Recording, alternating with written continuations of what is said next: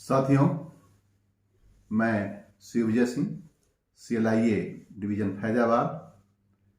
मेरे चैनल को सब्सक्राइब करने के लिए, लाइक करने के लिए और उसको इतनी तेजी के साथ प्रचार प्रसार करने के लिए आप लोगों को धन्यवाद। साथियों, आप लोगों से मुझे एक प्रश्न पूछना है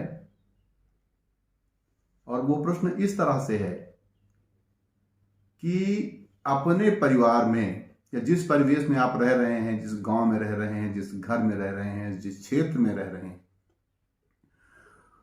ये परिवार आपके पहले भी था और आपके बाद भी रहेगा। प्रश्न मेरा ये है कि क्या आप इस बात के लिए तैयार हैं कि जिस स्थिति में आज आपका परिवार है उसको ऊंचाइयों तक ले जाने के लिए आप प्रतिबद्ध हैं, पूरी मेहनत करेंगे, पूरा जतन करेंगे, सब कॉन्शियस माइंड का साथ लेंगे और लोगों का सहयोग लेंगे, अपने आत्मविश्वास को आगे बढ़ाएंगे और अपनी भूख को बहुत तेज करेंगे, जिससे कि आपका परिवार आपके नाम से जाना जाए कि इस परिवार की प्रगति आपके आने के बाद शुरू हुई। अगर इस बात के लिए आप तैयार हैं तो आप जान सकते हैं यह परिवार आपके बाद कई पीढ़ियों तक आपका ऋणी रहेगा। अगर इस दायित्व का आप निर्वाह करते हैं कि हम ऐसा कुछ करने जा रहे हैं, इतना अथक प्रयास करेंगे, इतना जो है योगदान लोगों का लेंगे, इतना समाज में रहेंगे, जिस क्षेत्र को आप समझें कि इस क्षेत्र में अपने परिवार को आगे बढ़ाना है, उसकी आपका परिवार आपके बाद भी काफी दिनों तक याद किया जाए। अगर इसके लिए आप तैयार हैं तो आप हाँ लिख सकते हैं। मैं बाद में देख लूंगा आप क्या लिखते हैं, कैसे लिखते हैं, लेकिन आप दृढ़ संकल्प हो जाएं, क्योंकि आप लगातार देखते होंगे जो लोग कहते हैं कि मैं मिलियनेयर हुआ, यश हुआ, मतलब मैं परिवार की स्थिति बड़ी दयनीय थी, मैं बहुत नीचे से निकल करके आया और इस स्टेटस तक आया। तो अब उसका परिवार भी उस चीज को याद रखेगा कि मतलब मेरे परिवार की प्रगति वहां से हुई, मेरे ग्राम समाज की प्रगति वहां से हुई, मेरे क्षेत्र की प्रगति यहां से हुई, या आपका जो योगदान होगा वो बहुत दिनों तक याद रखा जाएगा। याद करो, दशरथ जी भगवान राम के पिता हैं, लेकिन आज राम के साथ उनका नाम याद रखा जाता है। पूछा जाता है कि राम के पिता का क्या नाम था। तो एक मर्यादाएं अपनी, एक पुरुषों में उत्तम अपने, ये चीज अगर आप लेकर के चलेंगे तो निश्चित रूप से पूरा समाज आपके लिए ऋणी रहेगा। क्योंकि जब हम इस दुनिया में जन्म लेते हैं तो अपने माता पिता, गुरु और समाज के ऋणी होते हैं।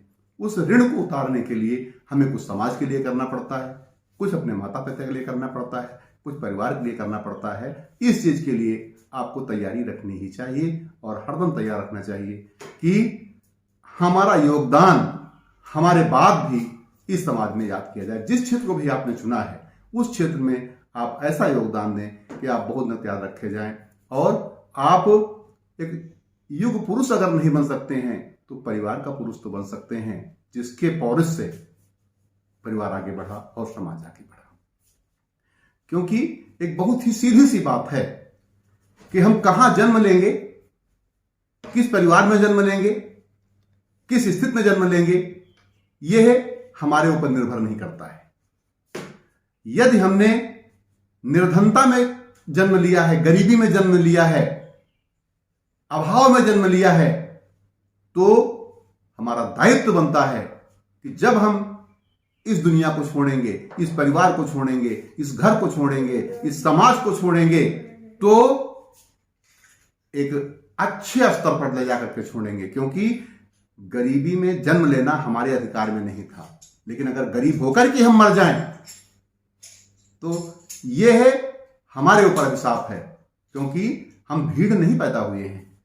हर एक व्यक्ति के पैदा होने का कोई उद्देश्य होता, किसी उद्देश्य से हमारा जन्म हुआ है। तो उस उद्देश्य की पूर्ति अगर हम नहीं करते हैं तो इसका मतलब हमारा जन्म लेना ही बेकार हो गया। हमारे ऊपर, हमारे परिवार का, हमारे घर का, हमारे क्षेत्र का, हमारे समाज का, हमारे राष्ट्र का, हमारे प्रदेश का, सब का जान ले हमारे ऊपर ऋण है, जिसे हमें अदा ही करना है। दोस्तों, सदैव ध्यान रखो, जो भी पर्व हमारे आते हैं, जैसे दीपावली हमारी अभी आई, अभी आगे भी हमारे पर्व आएंगे, ये सब पर्व क्या हैं? ये पर्व हमारे लिए एक ही कार्य करते हैं, नकारात्मकता से सकारात्मकता की ओर हमारे ले जाते हैं, कि हम सकारात्मक रहें। हम रोशनी का पर्व आप दीपावली देख रहे हैं, क्या है? यही ना, कि हम कुछ ऐसा कार्य करें कि हमारे कार्यों से भी, हमारे कार्यों की रोशनी भी समाज में फैले, जिसका लोग अनुसरण करें, जिसका लोग अनुकरण करें। जैसे भगवान राम का अनुकरण कर रहे हैं कि वो विजयी होकर के आए, तो उनका स्वागत अयोध्या में किया गया। तो आप भी कोशिश करें कि जिस क्षेत्र का आपने चयन लिया है, उस क्षेत्र में अपने को आपको साबित करना ही है। जो भी क्षेत्र आपका हो सकता है, उस क्षेत्र में आपको साबित ही करना है, और उसमें आपको हार नहीं माननी है। सफलताएं कभी देर में आती हैं, आएंगी तो पक्का, इंतजार करो, और अवसरों का इंतजार मत करो। अवसरों का क्या करना है आपको?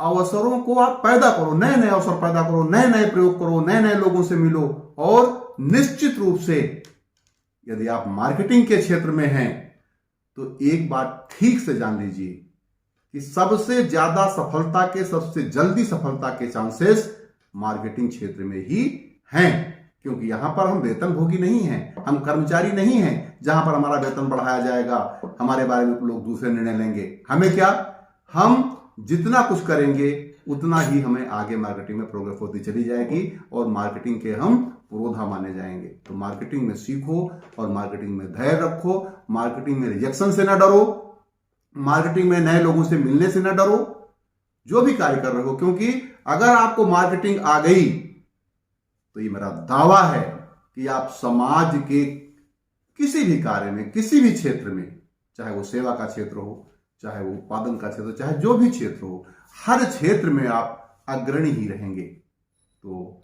मेरे दोस्तों, बस आप लोगों से मैं एक बार पुनः यह कह रहा हूं कि सबको सोचने के पहले अपने बारे में सोचो कि हमारे योगदान से, हमारे कार्य से, हमारे क्षेत्र का, हमारे परिवार का, हमारे राष्ट्र का, हमारे प्रदेश का कितना विकास हो रहा है। क्योंकि हम अगर ये सोच करके बैठ गए कि अकेले मेरे कार्य करने या न करने से बहुत बड़ा असर नहीं पड़ता है, तो शायद हम बहुत बड़े मुगालते में हैं।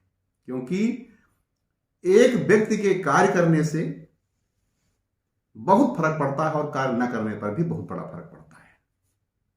इसको आप इस तरह से देख सकते हैं कि कभी कभी टीम में एक व्यक्ति के सही बैटिंग न कर पाने से पूरी टीम हार जाती है।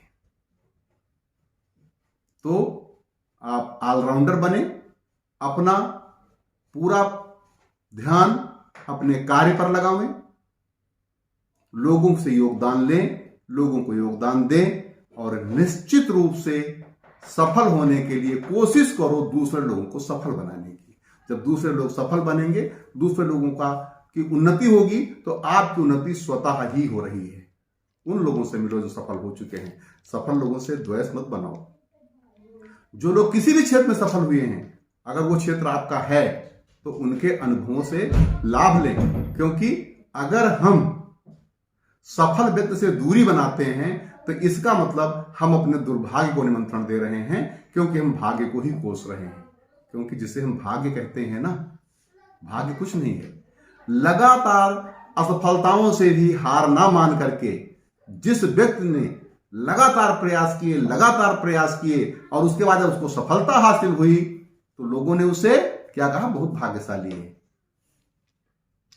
भाग्यशाली भाग्य है, लेकिन अगर हम अपने एक पैर को भाग्य मान लें, एक को कर्म मान लें, तो अब क्या, अगर हमें रेस में जाना है, हमें जीत हासिल करनी है, तो क्या एक पैर से हम काम कर सकते हैं? चाहे आप मान ले भाग्य वाला पैर पहले निकला, और चाहे आप मान ले कर्म वाला पैर जो है पहले मतलब हमारा पैर निकला। तो भाग्य कर्म जो है, ये दोनों मिलकर के आगे चलते हैं। जो हम कर्म करते हैं उसी को लोग भाग्य कहते हैं।